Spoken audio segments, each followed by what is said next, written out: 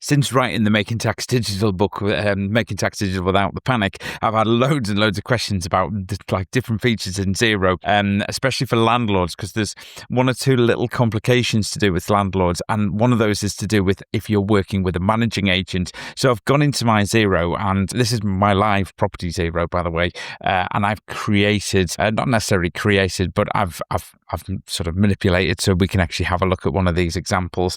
And here it is. It's this my agent at Chillingham Road and Heath in Newcastle. They've dispersed some rent to me, and you can see it here that it's come in at £652. Now, what I've done is I've redacted their management statement so we can actually have a bit of a look at what that means, because I've actually received £900 of rent. And this is what it looks like. So they've sent across, and if you use managing agents, you'll know this very well. And there you are. There is the rent coming in of the £900. And what you can see here is that they've taken a management deduction from me. They're obviously VAT registered, so that's been taken off. And oh, hang on a minute, there's been an EICR check as well done on the property. 100. So there's actually deductions of £248. So that's £652 of deductions. So how do we actually deal with that in Xero? Let's go back and actually have a look. Now, what we actually have to do is, I think a mistake, hang on, let's go back a second, is to just put that to the rental income nominal and be done with it. You're under reporting, and it's going to be a massive red flag as well. So what we want to do is click this button down here. Now, you can see on another transaction that I've got up here, we've got this add details section there, and that's what it will look. If you've never done this before, it'll say add details. The wonderful thing of Xero is it's really good at learning as you go along. So if I click on that button to add new lines, you can see what would normally happen is that the first thing I can easily do is it's remembered that I put this in as rent. It's gone to rental income and everything like that, £900. Now, this is where the complications start. So I put in a minus sign of £108.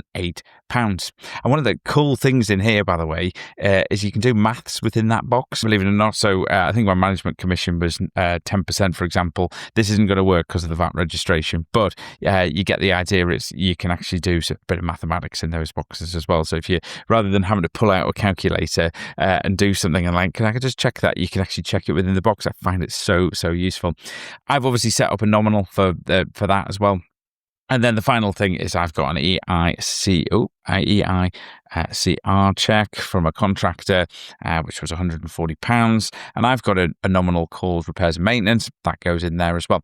You can see this box here, and now I'll cover this in another video as well, is about setting up. Oh, I've forgotten to put the minus sign in here. I'll quickly put the minus in because that must be a minus. I've set up tracking categories. Tracking categories are absolutely brilliant because it allows me to track the profitability per property. I'm a little bit behind on my bookkeeping. The reason why I'm a bit behind is because I've got like another complication up here as well to do with a big expense that happened, which I'm going to cover off in another video, because these are the things that actually happen live in businesses. The things that maybe HMRC haven't considered when they've been thinking about making tax digital. But for the moment, tracking categories, really powerful, allows us to run profit and loss reports on our properties. Now, that video is going to flash up on screen. I'll definitely go and watch it because, all of these changes that have come in are going to make it really difficult. So once we're happy with our split out, we've looked at our statements, we've checked everything. Xero should say, yes, I'm happy as well. And we can reconcile that transaction. Isn't that cool?